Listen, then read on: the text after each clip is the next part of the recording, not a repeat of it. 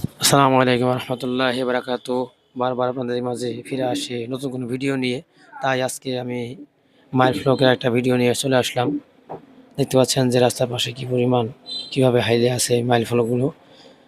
কে জানি এই মাইল ফলকের উপরে যে ক্রস রুট লেখা আছে তারপরে শক্ত একটা ঘামওয়ালা স্টিকার লাগিয়ে দিয়েছে, যার জন্য ঠিকমতো দেখা যাচ্ছে না।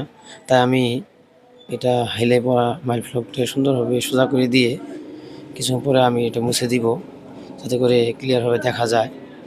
তার জন্য এই কাজটা যদি ভালো লাগে, অবশ্যই আমার ভিডিওটা যদি ভালো লাগে অবশ্যই লাইক কমেন্ট শেয়ার করবেন, যাতে করে আমি বেশি বেশি এরকম ভিডিও দিতে পারি।